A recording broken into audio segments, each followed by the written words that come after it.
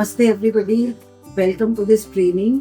Sorry मैं खुद नहीं आ पाई हूँ, मगर मैंने सोचा आपसे कनेक्ट जरूर करना है। तो आप लोग जो हमारे पार्टिसिपेंट्स हो, आप लोगों को सबको आईएम अंतरा आईएम एमपीए के बारे में सब कुछ पता है, पर आज मेरे को लगता है कि हमने वो भी रिवाइज कर लिया और हमने सबक्यूटेनियस भी सीख लिया। तो सबक्यूटेनियस इंजेक्शन वैसे सबको लगाना आता है, पर ये जो यूनिजेक्ट सिस्टम है थोड़ा अलग है, तुमने आज देखा है, तो उसके लिए सीखना जरूरी था। फैमिली प्लानिंग में हम क्वालिटी का कोई कॉम्प्रोमाइज नहीं करते, इसलिए आप अच्छे से सीख के जाइए कैसे उसको एक्टिवेट करना है, कैसे उसको लगाना है, कितनी देर के लिए शेक करना है, कितनी देर के लिए यहाँ पर दबा के रखना है ना, क्या क्या काउंट करना है, ये सब मैं एक्सपेक्ट करती हूँ कि आप सब बहुत अच्छा सीख के जाओगे।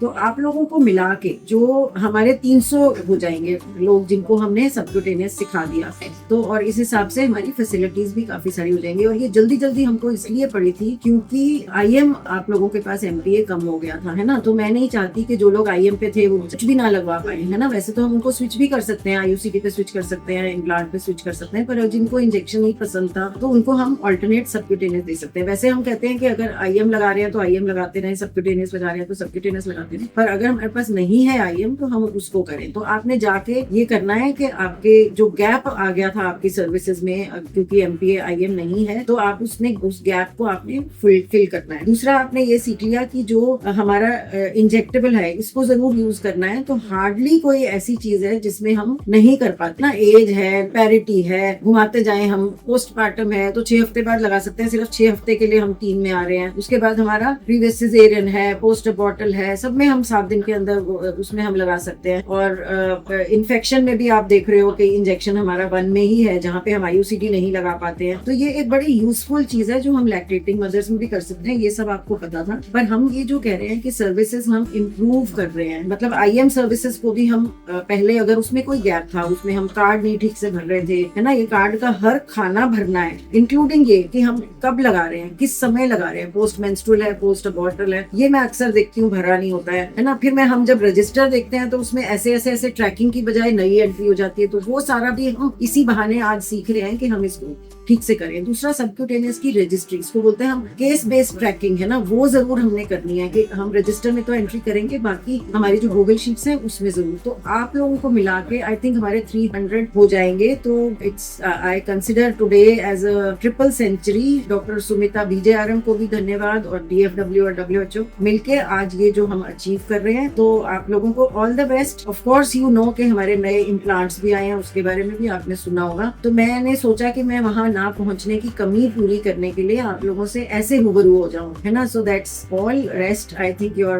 Trainers are the best trainers that we have sent to BJRM, and please go back and teach this and spread the message. और हैप्पी वर्ल्ड पॉपुलेशन डे जो अभी रिसेंटली गया है, हमारी कैंपेन चल रही है, तो परिवार नियोजन को हम खूब तवज्जो देके चलते रहे। और इस बार का आपको पता है अनीमिया से हमने इसको जोड़ा है। तो इंजेक्टेबल्स में आपको पता ही है कि खून हार्मोनल है, ये तो खून धीरे धीरे कमी हो जाता है ना, थोड़ी सी शुरू में इरेगुलर ब्लीडिंग होती है, उसके बाद एमिनोरिया हो जाता है। तो anybody who was bleeding because of IUCD और बिकॉज ऑफ रिपीटेड अबॉर्शंस और because of repeated pregnancies will now be protected from anaemia also. तो ये आपका एक काउंसलिंग पॉइंट बहुत अच्छा है। बाकी लिमिटेशंस आपको पता ही है। और बाकी जो हरे वाले और पिंक वाले है ना, दैट इज व्हाट वी से ना, कि जो सबक्यूटेनियस है वो हरे पैकेज में, तो उन दोनों में कोई खास फर्क नहीं है। दोनों 3 महीने के लिए हैं, दोनों की ट्रैकिंग करनी है, दोनों को डोज थोड़ी फर्क है, रूट फर्क है, मगर बाकी जो इफेक्ट्स सेम है, बेनिफिशियल इफेक्ट्स सेम है। So women can opt for either. मतलब मैं ये कहना चाहूंगी आपसे कि जब आपके पास आईएम भी आ जाएगा ना, तो उनको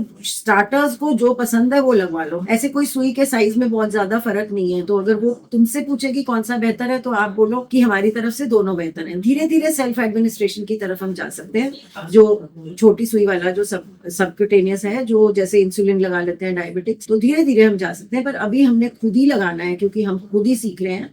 और जो लोग दोबारा आपके पास नहीं आ सकते, है ना, जो कहीं और जाएंगे, मान लो हरियाणा में लगवाएंगे, हरियाणा में सबक्यूटेनियस नहीं है, दूसरे सेंटर में सबक्यूटेनियस नहीं है, अभी हमारे सारे 500 सेंटर में तो नहीं पहुंचा है ना। 300 ट्रेनिंग मतलब 150 जगह पे पहुंचा होगा, क्योंकि 2-2 लोगों को हमने ट्रेन करा है। फिर मैपिंग करके फटाफट आप शुरू करोगे इसको। तो ऐसे केसेस सिलेक्ट करना, अगर आपके पास दोनों है तो जो आपके पास ही वापस आए वो सबक्यूटेनियस के लिए, और जो आईएम लगा रहा है उसको आईएम में चलते रहने देना जब तक कि आपके पास पास IM है, नहीं है तो आप स्विच कर सकते, तो मना नहीं है स्विच करना, मगर जनरली हम नहीं करें, ठीक है। So these are some of the doables, that the immediate actions that you will go back and do. Spread awareness, learn about it, get sensitized, start services fast, streamline your IM services and overall MPA services and overall family planning services. That's it. आज का जो हमारा training है इसके बारे में आपको पता होगा। गुड मॉर्निंग एवरीवन, मैं डॉक्टर रेखा हूँ और मैं आज की आपकी ट्रेनर हूँ जो आपको MPA SC MPA के बारे में बताऊँ। तो आप लोग जल्दी जल्दी अपना प्री टेस्ट प्लीज कंप्लीट कर ले। मैम हमारे 2 प्रोग्राम ऑफिसर्स हैं, doctor Meenakshi north west district से और डॉक्टर अभिजीत नॉर्थ डिस्ट्रिक्ट से। तो मैम ये यहाँ के लीडर हैं जो अपने अपने डिस्ट्रिक्ट्स में इसको रोल आउट करेंगे। और डॉक्टर रेखा मैम सर, जो मैंने कहा था जिनका सेशन आपको रिकॉर्ड करना है, और ये बेस्ट ट्रेनर है अभी तक मेरे। तो फैमिली प्लानिंग प्रोग्राम कब लॉन्च हुआ था? फैमिली प्लानिंग प्रोग्राम कब लॉन्च हुआ था, जल्दी से बताइए। 1987 70s में। और कोई ऑप्शन? फैमिली प्लानिंग प्रोग्राम कब लॉन्च हुआ था? जो सबसे पुराना है उसको हम 51 होना चाहिए। First Republic. तो मैं आप लोगों को बताना चाहूंगी कि फैमिली प्लानिंग प्रोग्राम 1950s में आया था। ये सबसे पुराना प्रोग्राम है, तो ये हमारी ऑल टाइम प्रायोरिटी थी, है ना। इतने पहले से हम इसके ऊपर काम कर रहे हैं और फिर भी हमने चाइना को पीछे छोड़ दिया। दिल्ली की पॉपुलेशन 2.2 करोड़, ओके। मतलब इंडिया के एक बहुत बड़े पोर्शन में हम एक छोटे से हैं, है ना, दिल्ली। लेकिन दिल्ली अपने आप में एक इंडिया है जिसमें हर स्टेट से लोग हैं, राइट। और उसमें भी खास बात क्या है, दिल्ली की मोर देन 60% पॉपुलेशन यंग है, एडोलेसेंट है, मतलब इन द रिप्रोडक्टिव एज, ठीक है। और दिल्ली की TFR कितनी है? टोटल फर्टिलिटी रेट कितना है दिल्ली का? 1.6। Very good, very good. आप लोग देखिए, अगर TFR कम हो रही है तो इसे कम बनाए रखने के लिए क्या चाहिए? Modern contraceptive prevalence rate high होना चाहिए। अगर हमारी TFR कम है, मॉडर्न कॉन्ट्रासेप्टिव प्रेवलेंस रेट तब भी इंडिया के बराबर है। मतलब लोग अभी भी मॉडर्न कॉन्ट्रासेप्टिव यूज कम कर रहे हैं और ट्रेडिशनल मेथड ज्यादा यूज कर रहे हैं। इसके वजह से भी शायद TFR कम हो रही है। अनमेट नीड इसके वजह से भी कम हो रही है, हो सकता है। लेकिन TFR कम बनाए रखने के लिए कॉन्ट्रासेप्टिव का यूज हमें बढ़ाना पड़ेगा, क्योंकि एलिजिबल कपल बहुत है और एडोलेसेंट पॉपुलेशन बहुत ज्यादा है। इसके अलावा भी हमारे पास बहुत सारे एजुकेटेड, हमारे पास अर्बनाइजेशन है, माइग्रेटरी पॉपुलेशन है, अर्बन स्लम्स है ना। तो इन सारी चीजों को देखते हुए फैमिली प्लानिंग प्रोग्राम का एग्जिस्टेंस हमेशा से था और हमेशा रहेगा, क्योंकि ये प्रोग्राम जस्ट एक मेडिकल के लिए नहीं है, ये एक सोशल कल्चरल नॉर्म है, ये एक सोशल वेलफेयर प्रोग्राम है। इसलिए फैमिली प्लानिंग नहीं बोला जाता, फैमिली वेलफेयर है ये, ठीक है। तो ये प्रोग्राम कभी भी खत्म नहीं होगा, इसका हमेशा ही नीड बना रहेगा। तो it's just more than a programme, ठीक है, it's a need of the community. आपको ये समझाना था। टाइम पर ये प्रोग्राम के साथ में बहुत सारे चेंजेस हुए, टाइम पर नए कॉन्ट्रासेप्टिव्स आए, नए चेंजेस आए। RMNCHA के बारे में जानते हैं? Life cycle approach. RMNCHA क्या है? Reproductive, maternal, newborn, child health और एडोलेसेंट, और प्लस एन क्या है? न्यूट्रिशन, है ना। तो ये एक कंप्लीट पैकेज है। ये आया, बीच में RCH आया, कॉन्ट्रासेप्टिव आए, टाइम पे बहुत सारी चीजें ऐड हुई जिसने इस प्रोग्राम को स्ट्रेंथन किया। तो नेशनल हेल्थ पॉलिसी ये थी कि हमको इंडिया की TFR को लेस देन 2.1 करना है, ठीक है। TFR क्या होता है? टोटल फर्टिलिटी रेट होता क्या है? पर वुमेन कितने, उसके रिप्रोडक्टिव एज में कितने, एक वुमेन कितने लाइव बर्थ कर सकती है, डिलीवर कर सकती है, ओके। अब FP 2030 में क्या कहा गया? FP 2030 कुछ कमिटमेंट दिए गए। पहला है FP 2030 expanding range and reach of the contraceptive. Extending reach मतलब, जो रीच मतलब क्या होता है कि हमने एक फैसिलिटी में एक जन को ट्रेन किया, की फैसिलिटी में पहले से हो सकता है कि इंट्रामस्कुलर MPA रहा हो, लेकिन IM MPA की सप्लाई गवर्नमेंट ऑफ इंडिया से बंद हो गई। मतलब अब आने वाला है, लेकिन अभी तो नहीं है। तो इस एक्सेस को बढ़ाने के लिए इसके लिए एक सब्स्टिट्यूट है। आपको एक्सेस बढ़ाने के लिए हमेशा वो सप्लाई चेन मैनेजमेंट भी देखना पड़ेगा, बफर स्टॉक देखना पड़ेगा और कोई ना कोई कमोडिटी देनी पड़ेगी। ओके, और रीच बढ़ाना है और हमें बढ़ाना है रेंज बढ़ाना हमारे हाथ में नहीं है। ये सारे जितनी भी कमोडिटीज हमारे पास है वो पहले अच्छी तरीके से हर ट्रायल को पास करके, ICMR को पास करके जब GOI पहुंचती है तभी वो आ सकता है। तो अभी भी हमारे पास काफी अच्छी रेंज ऑफ कॉन्ट्रासेप्टिव है रिलेटिवली पहले से। अब इस पॉइंट ऑफ टाइम पे हमारे पास इंजेक्टेबल है, हमारे पास इम्प्लांट है। आपको पता है, कितने लोगों को पता है कि हमारे पास सबडर्मल इम्प्लांट भी है? सबको पता है हॉस्पिटल लेवल पे, ठीक है। तो सबडर्मल इम्प्लांट की फैसिलिटी अभी तक हॉस्पिटल लेवल पे है, पर हमारे जो SPO फैमिली प्लानिंग डॉक्टर ज्योति सचदेवा मैम है, इसको कोशिश कर रही है कि मैटरनिटी होम तक भी लाया जाए, लेकिन इसको लगाएंगे सिर्फ डॉक्टर्स, मेडिकल ऑफिसर्स ही इसको लगाएंगे, और मेडिकल ऑफिसर और अबव। ओके, तो रीच एंड रेंज बढ़ाना है। Healthy timing and spacing of pregnancy क्या होता है? Healthy timing and spacing of pregnancy, healthy timing मतलब सही समय क्या है? माँ बनने का सही समय, माँ बनने की सही उम्र हेल्दी टाइमिंग और स्पेसिंग में दिए गए 20 के बाद, है ना। और आपको क्या लगता है यूट्रस सबसे ज्यादा अच्छी हालत में कब होता है? जब वो बेबी को कैरी कर सकता है, एट द एज ऑफ 25। तो बिटवीन 20 to 25 सबसे अच्छा, जिसमें हेल्दी टाइम मतलब हेल्दी टाइमिंग एंड स्पेसिंग में कहा है कि आफ्टर 20 ईयर्स, ठीक है। और स्पेसिंग मतलब क्या होता है?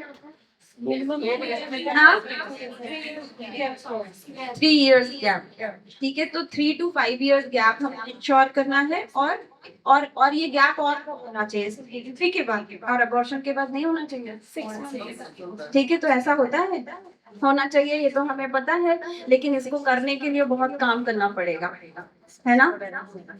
और क्या दिया हुआ है इसमें? स्केलिंग ऑफ मिशन परिवार विकास। मिशन परिवार विकास के बारे में जानते हैं आप लोग? आप लोग नई पहल किट के बारे में जानते हैं? उसके अंदर क्या है? ओके, नई पहल मिशन परिवार विकास में 2-3 चीजें हैं। तो इसमें एक है ना, परिवार सम्मेलन था, जो आप लोग अब कर रहे हो ना, सास बहू सम्मेलन, गर्भनी परिवार सम्मेलन और नई पहल किट, ये 2-3 चीजें दिल्ली का एक्सक्लूसिव इनोवेशन है, जिसके वो दिल्ली में किया गया। मिशन परिवार विकास केवल हाई प्रायोरिटी डिस्ट्रिक्ट जिनकी TFR बहुत हाई थी, उनके लिए ये गवर्नमेंट ऑफ इंडिया ने लॉन्च किया था। लेकिन दिल्ली में क्योंकि TFR हमेशा से कम रही है, लेकिन दूसरे चैलेंजेस ज्यादा हैं, तो इसलिए डॉक्टर ज्योति मैम का ये इनोवेशन है कि वो सास बहू सम्मेलन, बेसिकली बेबी डिलीवरी का डिसीजन किसका है? पति पत्नी का। ये डिसीजन सिर्फ सास का ही है ना। इसीलिए सास बहू सम्मेलन होते हैं, और उस सम्मेलन में हम कोशिश करते हैं कि उन सासू माँ को ये बताया जाए कि चीजें कैसे चेंज हुई है, क्या रिक्वायरमेंट है, और गवर्नमेंट की क्या पॉलिसीज है जिसको अपनाने से हमें फायदा हो सकता है, ठीक है। और नई पहल किट के क्या कुछ फायदे मिल रहे हैं? किसी भी चीज का फायदा कैसे इवेलुएट किया? क्या आप लोगों में से किसी ने से इवेलुएट किया कि फायदा है कि नहीं है? फायदा कैसे इवेलुएट करते हैं?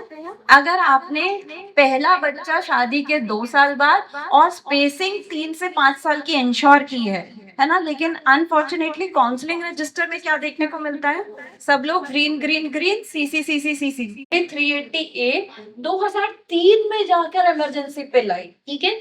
और 2012 में 5 साल वाला IUCD 375 आया, और 2016 में इंजेक्शन और सेंट्रोमेन टैबलेट, और सबडर्मल सिंगल और SCMPA 2023 में, है ना। तो हमने एक लंबा रास्ता तय किया इन सबको अचीव करने के लिए, लेकिन अब भी बास्केट ऑफ चॉइस में क्या ये सारी मेथड का डिस्प्ले सबका वो हमें करना है, और इसको अच्छा, जब नया एक कॉन्ट्रासेप्टिव ऐड होता है, इतने सालों में हुआ, इतने सालों में इसलिए होता है क्योंकि उसकी अच्छी तरीके से R&D होती है, रिसर्च और डेवलपमेंट के बाद ही तो नया चीज आएगा ना, उससे रिलेटेड सारा डेटा कि प्रेग्नेंट होने के चांसेस, इसकी प्रेवलेंस, ये सारी चीजें पता चलती है। नया कॉन्ट्रासेप्टिव आने से सबसे पहले तो कॉन्ट्रासेप्शन की कंटिन्यूएशन रेट बढ़ जाती है, चॉइसेस बढ़ जाती है। वो उनको जो अगर मेरे को ये सूट नहीं कर रहा तो मैं कुछ ना यूज करूँ, इससे अच्छा मेरे पास और चॉइसेस है कि मैं स्विच कर सकती हूँ। और सबसे इम्पोर्टेंट चीज क्या है, जो पहला वाला पॉइंट है, ये क्या कह रहे हैं कि 4 से 8% परसेंटेज पॉइंट जो होते हैं उनके पास में एडिशनल उन ज्यादा फायदा उन तक पहुंचने लगता है। 4 से 8 पॉइंट इंक्रीज हो जाता है उनके पास ऑप्शन और चॉइसेस। हेलो, हाँ। ठीक है, ओके। अब ये वाला फोटो कहाँ देखा है आप लोगों ने? ये फोटो देखा है कहीं पर? इफेक्टिव कौन सा मेथड सबसे ज्यादा इफेक्टिव है? किस किस मेथड में रेट ऑफ प्रेगनेंसी सबसे कम है, फेलियर के चांसेस कम, इफेक्टिविटी ज्यादा? ये फोटो कहीं देखा आप लोगों ने? एमईसी व्हील में ही है, इसकी फोटो लेने की बिल्कुल भी जरूरत नहीं है। तो ये भी आपको जब आप लोग चॉइसेस बताते हो, बास्केट ऑफ चॉइस बताते हो, तो उसमें आप उनको बता सकते हो कि ये मेथड सबसे इफेक्टिव है और ये आप इस मेथड की जगह पर इसकी तरफ स्विच कर सकते हो। जो आपका काउंसलिंग रजिस्टर है ना, उसके साथ इसीलिए एमईसी व्हील रखना है और ये सब के ऊपर आपको इफेक्टिव ट्रेनिंग करनी है। तो आपको दिख रहा है ना, इफ लेस इफेक्टिव से मोर इफेक्टिव की तरफ जा रहे हैं। तो क्या है more effective? Implant, IUCD, female sterilisation और वेसेक्टम। ठीक है, और हमारे पास और भी ऑप्शन है जो इस लाइन पे भी है, लेकिन हमें सबसे नीचे वाली लाइन पे अटके हुए नहीं रहना है और हमें उसको कोशिश करना है कि ऊपर की तरफ उनको और इन्फॉर्म करें ताकि वो इन्फॉर्म चॉइसेस ले सकें। ठीक है, 2023 में जब एससीएमपी और इम्प्लांट आए थे तो दिल्ली में पायलट हुआ था। दिल्ली को अर्बन पॉपुलेशन ज्यादा है और एडोलेसेंट ज्यादा है, इसीलिए दिल्ली को सिलेक्ट किया गया। तो दिल्ली में 3 डिस्ट्रिक्ट को सिलेक्ट किया गया था इनिशियली। अब इसका अपटेक बहुत ही अच्छा है। इतना अच्छा अपटेक होने के वजह से अब ये अक्रॉस ऑल 11 डिस्ट्रिक्ट्स में एससीएमपीए और इम्प्लांट को रोल आउट किया जा रहा है। तो आप लोगों को बता दूं कि हमारी मोर देन 140 फैसिलिटीज के अंदर में, इंक्लूडिंग हॉस्पिटल, मैटरनिटी होम और डिस्पेंसरीज में एससीएमपीए लग रहा है और 36 फैसिलिटीज में इम्प्लांट लग रहा है। तो ये कुछ सर्विस रेफरेंस मैनुअल्स हैं। ये वाला रेफरेंस मैनुअल आप लोगों में से किसी ने देखा है? Post delivery, post pregnancy family planning, contraception, देखा है किसी ने? ये नया मैनुअल, ये रेफरेंस मैनुअल लॉन्च हुआ है। प्लीज आप इसको डाउनलोड कर लीजिए और इसको पढ़ लीजिए। इसके साथ में एक पोस्टर भी है जो आप लेबर रूम और पीएनसी वार्ड जो फॉलो अप है उनके लिए ये पोस्टर बहुत इंपॉर्टेंट है और आप उसको लगा सकते हैं। और आज की जो ट्रेनिंग हो रही है इंजेक्टेबल, इसके भी आप लोगों के पास में रेफरेंस मैनुअल आपकी फैसिलिटी में पहले ही दिए जा चुके हैं। तो आप लोगों से क्या एक्सपेक्टेशन करनी चाहिए? फैसिलिटी से क्या एक्सपेक्टेशन करनी चाहिए? आपको अपनी फैसिलिटी पे ये इनिशिएटिव जो आप यहाँ से सीख के जा रहे हैं वो करना है। तो कोई भी आप लोगों को एससीएमबीए कहाँ से मिलेगा? एफपीएलएमआईएस से। एफपीएलएमआईएस में सबसे पहले मैपिंग करनी पड़ती है ना, फैसिलिटी की। तो आप लोगों की पहले ही हमने फैसिलिटी को मैप करने के लिए गवर्नमेंट ऑफ इंडिया को बोल दिया है। ठीक है, तो फैसिलिटी मैपिंग करनी सबसे ज्यादा जरूरी है। उसके बाद मैपिंग करने के बाद क्या करेंगे? फैसिलिटी मैपिंग होगी, एफपीएलएमआईएस में आप क्या करोगे? डिमांड डालेंगे, इंडेंट करोगे। आपके पास जब सप्लाई आ जाएगी तो हमने कुछ यहाँ पर स्किल स्टेशंस बनाए हैं जिसमें अभी आप लोग प्रैक्टिस करेंगे। इन स्किल स्टेशंस पे आप लोग देख लीजिए कि क्या क्या सामान चाहिए, क्या क्या चाहिए होगा। सबसे पहले एससीएमपीए चाहिए, जगह को क्लीन करने के लिए ट्रैक चाहिए, मेडिकल एलिजिबिलिटी क्राइटेरिया होना चाहिए, है ना। एमईसी व्हील में आप पहले देखोगे कि ये उसको लग सकता है कि नहीं। और क्या करेंगे? और क्या होना चाहिए? इंजेक्शन लगाने के बाद में डालने के लिए वेस्ट बिन होने चाहिए, रजिस्टर में एंट्री करने के लिए रजिस्टर होना चाहिए, उसको फॉलो अप करने के लिए कार्ड होना चाहिए। और क्या होना चाहिए? शार्प कंटेनर होना चाहिए। हब कट नहीं करना है, अब हब कटर को हटा दिया गया है। और क्या होना चाहिए? वेट और बीपी मशीन, है ना। वे क्यों करना है? वजन क्यों लेना है उसका? कि आपका वजन नहीं बढ़ा है हमारे इंजेक्शन के वजह से। ओके, और बीपी चेक करना है ना। और क्या होना चाहिए? Very good. हिस्ट्री वगैरह तो आप लोगे ही। उसमें 2 इंपॉर्टेंट चेकलिस्ट है जो मैम आज आपको अच्छे से बताएंगे। एक प्रेगनेंसी चेकलिस्ट है, आप लोग उसकी फोटो ले लीजिएगा और उसकी कॉपी अपने स्टेशन पे बना के डिस्प्ले कर दीजिएगा। प्रेगनेंसी रूल आउट करने के लिए एक सिंपल सी चेकलिस्ट है। ठीक है, मैम आपको आज बताएंगे उसके बारे में डिटेल में। में। और दूसरा है एक स्किल कॉम्पिटेंसी। आप यहाँ से जाने के बाद में आपने सबसे पहले SCMP इंडेंट किया, एक सर्विस डिलीवरी पॉइंट को आपने रेडी किया, प्रिपेयर्डनेस किया। उसके बाद तीसरा क्या करोगे आप लोग यहाँ से जो सीख के जाएंगे वो सारी चीजें वहाँ आपके फैसिलिटी पे जो नहीं आए हैं उनको सिखाएंगे। और तीसरी इंपॉर्टेंट चीज यहाँ पर लिखी है, शायद मैंने, ये क्या लिखा है, ये भी आप ही से करवाएंगे आप लोग। ये कैसे करेंगे, इसकी क्या स्ट्रेटेजीज है? काउंसलिंग करेंगे और आशा वर्कर को मोबिलाइजेशन और मोटिवेशन का पर डोज का 100 रुपीज तो है, लेकिन आशा वर्कर को अभी तक IM के बारे में पता है अच्छे से, है ना। और अब वो अच्छी तरीके से ये भी जान गई है कि IM नहीं था, उनको बताना तो पड़ेगा ना कि अब IM नहीं है, अब हमारे पास SCMPA है, ये कैसे अलग है ना, इसके क्या फायदे हैं। और आशा का सेंसिटाइजेशन करना पड़ेगा, फैसिलिटी का ओरिएंटेशन करना पड़ेगा, है ना। जो बड़े हॉस्पिटल है, अगर आपके अस्पताल, आपकी डिस्पेंसरी से या PUSC से सब लोग आए तो कोई बात नहीं, लेकिन अगर आपके यहाँ से सब लोग नहीं आए हैं, जो बड़े हॉस्पिटल से आए हैं, उनको आपके हेड ऑफ द ऑर्गेनाइजेशन को अप्रेज करना पड़ेगा, सारे डॉक्टर्स और नर्सेस को। WPD चल रही है, ओरिएंटेशन करिए। बड़े हॉस्पिटल्स में आपके इंटरनल क्लाइंट भी तो हो सकते हैं, मतलब जो स्टाफ है, जो डॉक्टर्स हैं, जो यंग पॉपुलेशन है, वो भी आपके क्लाइंट हो सकते हैं। जरूरी नहीं है कि बाहर के ही सिर्फ क्लाइंट्स हो। तो जब पता होगा तभी तो लगवाने के लिए आएंगे, ठीक है। तो कैस्केड ट्रेनिंग करनी है। आई होप कि आपने अपने काम जो करने हैं वो लिख लिए हैं। क्लाइंट को लगाने के बाद रजिस्टर, IC मटेरियल, ये सब, और साथ में एक डेटा बनाते हैं ना हम लोग, कितनी पहली डोज लगी, इंट्रापार्टम में लगी, पोस्टपार्टम में लगी, पोस्ट अबॉर्शन में लगी, है ना। और फिर स्टॉक कितना आया, ओपनिंग बैलेंस कितना था, यूटिलाइज कितना हुआ और बैलेंस कितना है। क्या ये काम बहुत मुश्किल है? इजी है, करना पड़ेगा, करना पड़ता ही है ना।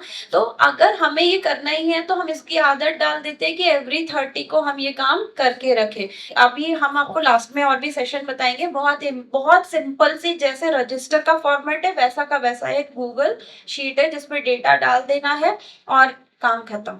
ये इम्प्लांट का लीफलेट है, इम्प्लांट के बारे में भी आपको जानना है, क्योंकि आपकी कौन कौन सी, नॉर्थ में कौन सी फैसिलिटी पे इम्प्लांट है?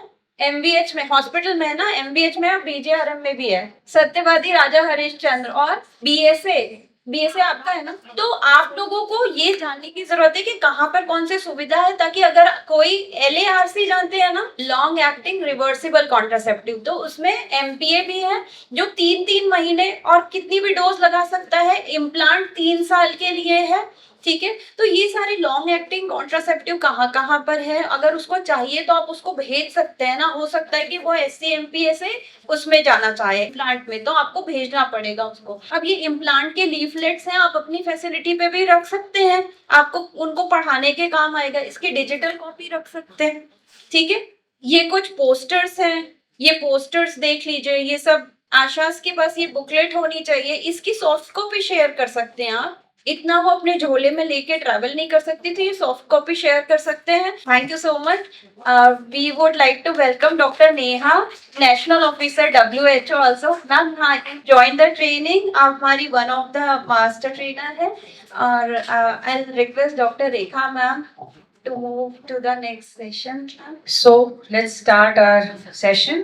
तो सबसे पहले मुझे आप में से कितने लोग, आप सभी लोग IMMPA लगाते हैं? सभी लोग लगाते हैं। मेरा काम तो बहुत आसान है, क्योंकि मुझे बस SCMPA आपको बताना है और थोड़ी सी IMMPA को रिवाइज करना है। तो जो रूट ऑफ एडमिनिस्ट्रेशन है वो डिफरेंट है दोनों का, ठीक है। वो इंट्रामस्कुलर था और ये सबक्यूटेनियस है। सबक्यूटेनियस कहाँ पे लगता है? जस्ट बिलो द स्किन, है ना। एपिडर्मिस डर्मिस के नीचे जो सबक्यूटेनियस टिश्यू होता है, फैट होता है, वहां पे हम लगाते हैं। तो इसकी वजह से कोई डिफरेंस, मेडिसिन में कोई डिफरेंस है दोनों वायल्स में? डोज में कोई डिफरेंस है क्या? What is the difference? Very good. जो IMMPA में 150 मिलीग्राम होता है, वो सेम कंपाउंड SC जो हमारा प्रिपरेशन है उसमें 104 मिलीग्राम होता है। उसका कंसंट्रेशन सेम है, वहां 1 ml में होता है, यहाँ पे 0.65 ml में होता है, ठीक है।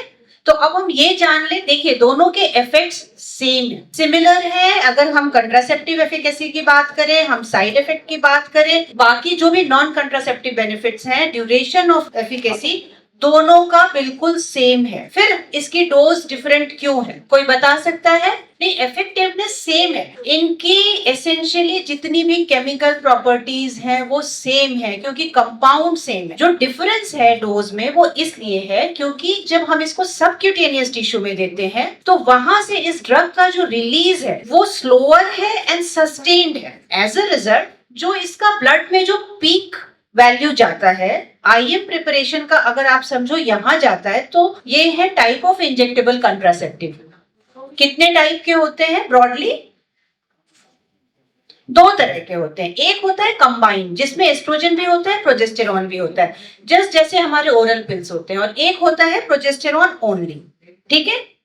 तो जो कंबाइंड है वो अभी हमारे गवर्नमेंट ऑफ इंडिया के बास्केट में नहीं आया है। 1 मंथली जैसे हम ओसी पिल्स देते हैं उसकी जगह हम इसको मंथली इंजेक्शन देते हैं। जो प्रोजेस्टेरॉन ओनली है उसमें अब इसमें एक्चुअली ऐड नहीं हुआ है, जो इम्प्लांट भी आ गया है, ठीक है, वो भी प्रोजेस्टेरॉन ओनली है, हार्मोनल कंट्रासेप्टिव है, इंजेक्टेबल है, डिपोमेड्रोक्सीप्रोजेस्टेरॉन एसीटेट जिसकी हम आज बात कर रहे हैं, और नेट एंड जो 2 मंथली इंजेक्शंस है, ठीक है।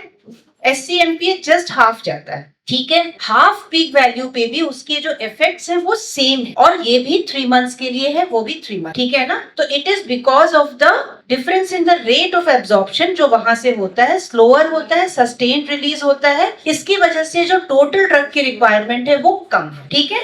क्या है MPA इंजेक्शन? मेट्रोक्सीप्रोजेस्टेरॉन एसीटेट क्या है? This is a synthetic progesterone जिसका एक्वस सस्पेंशन बनता है। एक्वस मतलब सॉल्वेंट इज वाटर, ठीक है। और इसमें इसका डिपो प्रिपरेशन है। What do you mean by depot preparation? ये कैसे डिफरेंट है किसी भी नॉर्मल प्रिपरेशन से? डिपो का मतलब कि ये जो ड्रग है वो माइक्रो क्रिस्टल्स के फॉर्म में होता है, जिसकी अपनी एक प्रॉपर्टी होती है कि ये जिस टिश्यू में जाता है वहां से स्लोली रिलीज होता है, ग्रेजुअली। नॉर्मली हम लोग जब कोई भी आईएम इंजेक्शन देते हैं या एससी देते हैं तो वो with in minutes completely absorb हो जाता है, चला जाता है ना ब्लड में। लेकिन जो डिपो प्रिपरेशन है वहां ये क्रिस्टल के फॉर्म में होता है जो स्लोली रिलीज होता है, और इसीलिए इसका जो ड्यूरेशन ऑफ इफेक्ट है वो ज्यादा होता है, ठीक है। तो इंट्रामस्कुलर एंड सबक्यूटेनियस अभी आप लोगों ने खुद ही बता दिया, एक में 150 मिलीग्राम है इन 1 ml और यहाँ पे 104 मिलीग्राम है इन 0.65 ml, ठीक है। आज मैं जो है mainly I will be talking about subcutaneous. अभी तो हम प्रॉपर्टीज की बात कर रहे हैं जो दोनों में कॉमन है। तो इंट्रामस्कुलर आईएम तो आप सबको पता है, it comes in form of a vial, single dose vial होता है, साथ में एक सीरिंज होता है, आप उसको पहले मिक्स करते हो और फिर उसको लोड करते हैं। SCMPA में क्या है, it is a prefilled सिप, आपको लोड करने की जरूरत नहीं है, ये प्री फिल्ड आता है एंड इट इज अ यूनिजेक्ट मतलब यूनिडायरेक्शनल होता है। एक बार अगर मेडिसिन बाहर निकल गई, ड्रग चला गया तो वो वापस नहीं आए, ठीक है। इसमें एक 1 वे वाल्व होता है and it is a auto disable syringe, मतलब एक बार हमने इसको चार्ज कर लिया, यूज कर लिया तो हम इसे दोबारा नहीं यूज कर सकते। अब आप कहेंगे कि जब दोनों में सेम ही इफेक्ट है तो आप इसको आसानी से स्विच ओवर कर सकते हैं, आईएम से एससी, एससी से आईएम कर सकते हैं, कर सकते हैं, ठीक है ना। बस ध्यान ये रखना है कि आईएम के लिए आईएम प्रिपरेशन को यूज करना है और एससी के लिए एससी प्रिपरेशन। किसी भी कंडीशन में ये ऑपोजिट नहीं होना चाहिए कि आईएम वाले को एज एससी यूज कर लिया और एससी वाले को आईएम। आईएम तो खैर उसको कर ही नहीं सकते, बट आईएम वाले को भी आप एससी नहीं कर सकते। And it should not be a routine, ऐसा नहीं होना चाहिए कि एवरी ऑल्टरनेट विजिट पे आप उसको चेंज कर रहे हैं। जैसे अभी you have no other option, आपको चेंज करना ही पड़ेगा क्योंकि लॉजिस्टिक प्रॉब्लम्स है, ठीक है ना। Otherwise also you can change, अगर आपकी क्लाइंट आके कहती है, उसने कहीं से सुन लिया है कि नहीं SCMP अच्छा है, you can change it, but ये रेगुलर नहीं होना चाहिए कि जब मन आया जो कर दिया। Try to stick to one type, एक ही टाइप को स्टिक करेंगे। और वैसे भी इसका जो फ्यूचर है, ऐसी जब हमारे पास IMMPA था विच इज सो इफेक्टिव, तो जरूरत क्या थी SCMPA लाने की? कुछ इसका एडेड एडवांटेज है, हाँ, लेस पेनफुल, एक, और उससे कोई फर्क तो पड़ नहीं रहा, सेम इफेक्ट है दोनों का। एक्चुअली ड्रग कम यूज कर रहे हैं क्योंकि उसकी जरूरत कम है, बट अभी तक जो हमारे जो भी एविडेंस है हमारे पास, उससे क्लाइंट के जो फिजिकल उस पे जो उसका कोई खास इतना डिफरेंस नहीं है इफेक्ट का। हाँ, पेनफुल इंजेक्शन लेस पेनफुल है डेफिनेटली, लॉजिस्टिक बेनिफिट है क्योंकि ये बहुत छोटा है, इसको डिस्पोज करना इजी है, इसका जो स्पेस है almost half of the volume है ऑफ IM, ठीक है ना। लेकिन उससे भी ज्यादा इंपॉर्टेंट ये है कि SCMPA जो है उसका फ्यूचर है सेल्फ इंजेक्शन। आने वाले समय में आप उसको पहला इंजेक्शन तो मेडिकल ऑफिसर के सुपरविजन में देंगे, बट मे बी हम उसे प्रोवाइड कर दे, वो नहीं आ सकती है, जैसे इंसुलिन घर पे लेती है, हम आपको उसको सिखा देंगे और वो शायद नेक्स्ट इंजेक्शन घर पे ले पाए। So this is the future. So in case switching is unavoidable, the injection of alternate mode should be administered on the due date. जो डेट हमने लिखा था उसको दिया था उसी डेट पे करना है और कोई भी चेंज नहीं है other than the route. Same हम उसको पोस्ट इंजेक्शन जो हमारे एडवाइस है वो भी हम उसको सेम देंगे। हाउ डज इट एक्ट, एक एक करके बता दीजिए। यहाँ मैंने लिखा हुआ है देयर आर 3 मैकेनिज्म्स जिससे कि एमपीए अपना काम करता है, because of which it is so effective, one of the most effective method of contraception. So what are they? Suppression of ovulation. क्या करता है? It suppresses the mid LH and FSH surge, जिसकी वजह से ovulation होता है। ठीक है? When ovulation is suppressed, what happens next? Ovary में production of estrogen and progesterone दोनों है ना? जब हमारा ओवरी फंक्शन ही नहीं कर रहा है, इसने उसको सप्रेस कर दिया, तो उससे जो नॉर्मली नेचुरल हार्मोन्स निकलते हैं वो भी सप्रेस हो गए। तो क्या हो गया, बॉडी में there is deficiency of oestrogen and progesterone. तो एक तरफ तो हमारे oocyte ही नहीं बना, ठीक है, और अगर बाय चांस बन भी गया तो because of lack of oestrogen जो एंडोमेट्रियम है वो क्या है, थिन है। ठीक है ना, तो थिन है, तो थिन का मतलब है कि it is not favourable for the implantation. Implantation के लिए थिक फेवरेबल एंडोमेट्रियम चाहिए। थिक फेवरेबल एंडोमेट्रियम कैसे बनता है, पहले एंडोमेट्रियम जो है फॉलिकुलर फेज में एस्ट्रोजन से उसकी प्राइमिंग होता है ना, प्रोलिफरेशन होता है, और सेकेंड फेज में जब प्रोजेस्टेरॉन आता है तो वो सिक्रेटरी बन जाता है। ठीक है, अभी इसके पास एस्ट्रोजन है ही नहीं, the endometrium is unprimed and thin, तो उसका एक इफेक्ट तो ये है, कंट्रासेप्टिव बेनिफिट ये है कि it is unfavourable for implantation, लेकिन इसके नॉन कंट्रासेप्टिव बेनिफिट भी हैं जो हम आगे बात करेंगे। मैकेनिज्म सेम है, this is the same mechanism जिससे कि वो फाइब्रॉइड, एंडोमेट्रियोसिस, जितने भी हाइपर एस्ट्रोजेनिक कंडीशंस हैं उसमें एमपीए बेनिफिशियल इसीलिए होता है क्योंकि there is thinning of endometrium, oestrogen की डेफिशिएंसी हो जाती है। ठीक है ना, एंड उसका जो मोस्ट कॉमन साइड इफेक्ट है इररेगुलर ब्लीडिंग, वो भी इसी वजह से होता है। ब्रेक थ्रू ब्लीडिंग होता है क्योंकि वेल सपोर्टेड एंडोमेट्रियम नहीं होता है। And the third is thickening of cervical mucus. ये क्या इफेक्ट है, प्रोजेस्टेरॉन इफेक्ट है, जो हम एक्सोजेनस प्रोजेस्टेरॉन दे रहे हैं इसकी वजह से थिकनिंग ऑफ सर्वाइकल म्यूकस है, उससे स्पर्म का पेनिट्रेशन डिफिकल्ट हो जाता है। सो ये 3 मैकेनिज्म्स है जिसकी वजह से इसकी जो एफिकेसी है it is 99.7%। So in first 3 months जो एक्सपेक्टेड मेंस्ट्रुअल चेंजेस हैं वो है irregular bleeding, prolonged bleeding, as I said कि it is because of thin down endometrium and in due course amenorrhoea sets, उसको पीरियड आने बंद हो जाते हैं फॉर दिस वेरी रीजन। ठीक है, and these changes are due to the effect of progesterone and hence are harmless. और जब हम डिसकंटिन्यू करते हैं एमपीए को तो normal menses in due course आ जाता है। So the question is, are the menstrual changes different with MPSC or then from are the menstrual changes with MPSC different from those of MPA-IM?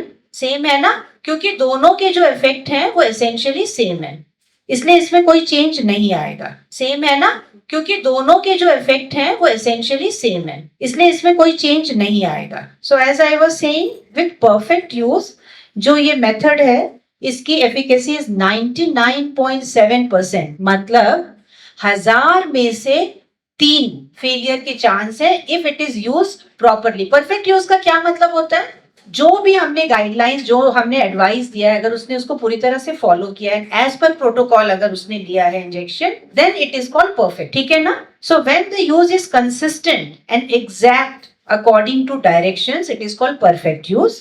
तो perfect use के साथ में जो failure rate है वो है 0.3%, लेकिन विद टिपिकल यूज वही फेलियर रेट कितना हो गया, 3%। 97% है टिपिकल यूज से। तो टिपिकल यूज का मतलब है कि when it is not always consistent and correct with directions. Direction क्या है, टाइमिंग है ना, जो हम उसे डेट देते हैं अगर वो बिल्कुल उसी डेट पे आ रही है, जो पोस्ट इंजेक्शन एडवाइस है कि उसको रब नहीं करना है, उसको हॉट फर्मेंटेशन नहीं करना है, अगर इनको वो फॉलो कर रहे हैं तो it is called perfect use. ठीक है ना, so you can see with perfect use जो फेलियर रेट है इंजेक्टेबल के 0.3% है, सीओसीज का 0.3% है, फीमेल स्टरलाइजेशन का इससे ज्यादा है 0.5% है, और आईयूसीडी का 0.8% है. So अगर हम बात करें तो हमारे जो करंट बास्केट ऑफ चॉइसेस है इसमें it is one of the most effective contraceptive. ठीक है, यहाँ भी सेम है कि क्या IM जो SC प्रिपरेशन है it is as effective as IM preparation. Same है, यस, बिकॉज दोनों में जो सप्रेशन है ओव्यूलेशन का वो फॉर सिमिलर टाइम होता है, इसलिए दोनों की एफिकेसी बिल्कुल सेम है. Now coming to the contraceptive benefits of MPA. पहला तो है जैसे कि अभी डॉक्टर मीनल ने कहा, इट्स LARC, LARC. ठीक है ना, इसका लॉन्ग एक्टिंग रिवर्सिबल कंट्रासेप्शन है एंड 3 months के लिए इसका इफेक्ट होता है. ग्रेस पीरियड कितना होता है MPA में? 4 weeks प्लस, पहले भी दे सकते हैं 2 weeks, है ना. 2 weeks पहले से लेके 4 weeks बाद तक हम उसे दे सकते हैं. It is called grace period. अगर इस टाइम पे हमारी क्लाइंट आती है तो हम उसको देते हैं. That is said to be कि ये हमने कंटिन्यू कर दिया मेथड को. डिफॉल्टर है लेकिन ड्रॉप आउट. ठीक है, अगर वो बियॉन्ड 4 weeks आती है तो she is a drop out. अब आपको उसको एक फ्रेश केस की तरह देखना है और असेस करके फिर से उसे ऑप्शन देना है. It is easy and convenient to use और ये doesn't interfere with sexual intercourse. Private है, कॉन्फिडेंशियल है. If the woman doesn't want, उसके हस्बैंड को भी नहीं पता चलेगा. And can be used by women of any age, any parity who are at risk of pregnancy. आप अनमैरिड को भी इसको कन्वीनियंटली दे सकते हैं. It does not affect the quantity and quality of milk, so it is suitable for breast feeding woman and it can be used postpartum in a immediate postpartum in non-breastfeeding women and also can be used as post-abortion contraception. आप abortion के बाद कितने दिन के अंदर safely MPA injection दे सकते हैं या कोई भी हार्मोनल कंट्रासेप्शन दे सकते हैं after abortion. You don't have to bother कि आपकी क्यों नहीं क्लाइंट वापस आई, क्योंकि उसने लिया ही सिंगल डोज है, उसकी इतनी ही रिक्वायरमेंट थी. तो इसलिए जब भी आप किसी क्लाइंट को इंजेक्शन देते हैं प्लीज उसका रिप्रोडक्टिव इंटेंट को जरूर लिखें और लाइकली कितने डोजेस उसको चाहिए वो आप उनको भी समझाएं और खुद भी लिखें. उनको भी पता है कि मुझे इतने ही डोज लेने हैं, है ना, और आपको भी पता है. तो आपका डुप्लीकेशन ऑफ वर्क जो आप फोन कर करके बुला रहे हैं वो बच जाएगा, है ना. हमारे लाइव क्लाइंट्स आ गए हैं फॉर MPA इंजेक्शन, तो we don't want to trouble them. तो हम ये अभी यहाँ पॉज करते हैं, पहले हम वो दिखा लेते हैं आपको, उसके बाद हम इस पे वापस आएंगे. तो जस्ट आपको हम एक वीडियो दिखा देते हैं कि कैसे लगाते हैं. आप देख लीजिए, ध्यान से स्टेप्स देखना आप लोग, and then I will show you. Is a contraceptive for women that you can easily inject at home. One injection lasts for 3 months and it's easy to use. Make sure the pouch is undamaged, not expired, and at room temperature. Allergic reactions are rare, but just in case, make sure there's an adult around or it's easy for you to contact someone if anything happens.